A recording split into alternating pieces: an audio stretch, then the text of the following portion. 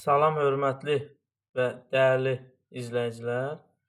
Bugün yeni mövzu ilə sizin qarşınızdayam və çalışacağam ki, bu az vaxtın ərzində siz az da olsa məlumat öyrənəsiniz və bildiklərimi sizə öyrətməyə çalışacağam və mütləq şəkildə də videonun sonunda saxlayaraq bir qələm, dəftər götürərək geri dönüş refleksiya eləməniz vacibdir ki, siz dərsin sonunda nə öyrənə bildiniz, ya yox.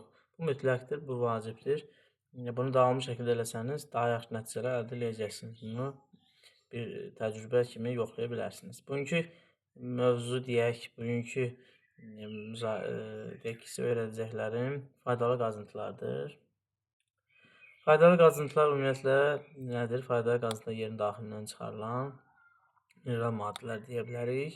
Bunlar müxtəlif deyək ki, yaranmasına görə, mənşəyinə görə müxtəlif növləri var.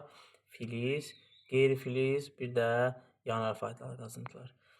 Birinci baxaq filiz faydalı qazıntılar. Filiz faydalı qazıntılar deyək ki, ən çox hansı ərazilərdə olur?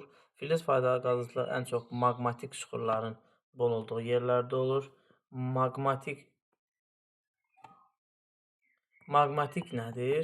Maqmatik isə yəni harda vulkan püskürməsi daha çoxdursa, orada maqmatik süxurlar üstünlük təşkil edir. Maqmatik süxurlar üstünlük təşkil etdiyi üçün də burada filiz faydalı qazıntılar üstünlük təşkil edir.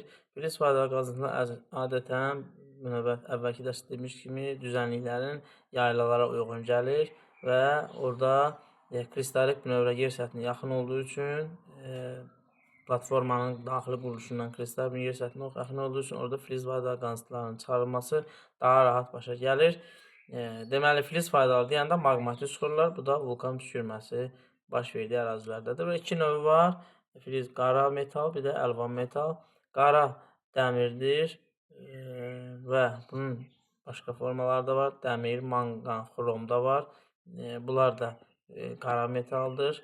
Manqan, bir də xrom. Bunlar da qara metallardır. Deməli, sonra keçdik əlvan metallara.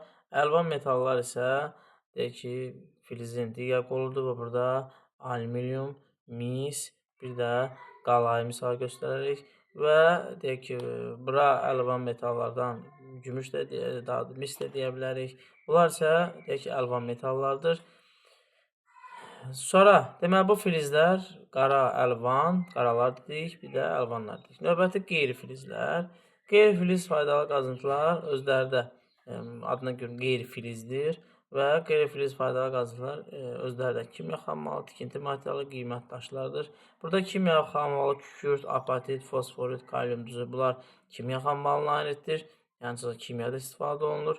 Tikinti materialları adından görə tikintidə istifadə olunur. Əhəng daşı, gipsdir, mərmərdir, qumdur, çınqıldır. Bunlar isə deyək ki, tikinti materiallarıdır. Qiymət daşlar isə sapfir, yaqut, zümrüd, gəhra. Bunlar isə qeyri-filizlərin deyək ki, növlərinə aiddir. Qeyri-filiz faydalı qazıntılar adətən deyək ki, özünə görə kimya sənayesində, tikintidə qiymətli daşlar, yəni zinət əşyalarının düzəldilməsində qeyri-filiz faydalı qazıntılardan istifadə olunur. Qeyri-filiz faydalı qazıntılar adətən bitki qalıqlarından, əsasən bitki qalıqlarının toplanması nəticəsində əmələ gəlir, deyək ki, və bunlar formalaşır.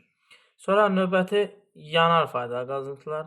Yanar faydalı qazıntılar isə deyək ki, adından göründüyü kimi yanardır və yanar faydalı qazıntılar adətən çökmə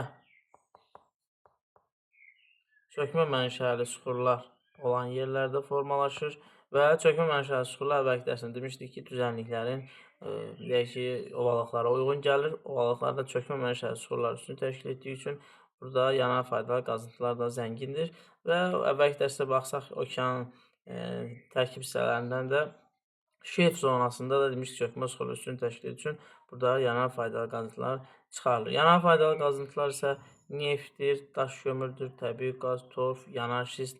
Bunlar isə yanar faydalı qazıntılardır. Filizin, daha doğrusu faydalı qazıntıların 3-cü qoluna aiddir. Deməli, biz dedik faydalı qazıntılar 3 yerə bölündür. Filiz, qeyri-filiz, yanar. filizləri dedik, qeyri filizləri, bir də yanar faydalı qazıntıları dedik. Diqqətiniz üçün çox sağ olun və videonun sonunda mütləq saxlayın və nə öyrəndik yazın, refleksiyanı mütləq yazın. Bunun sizə təsiri mütləq şəkildə olacaq. Diqqətiniz üçün çox sağ olun.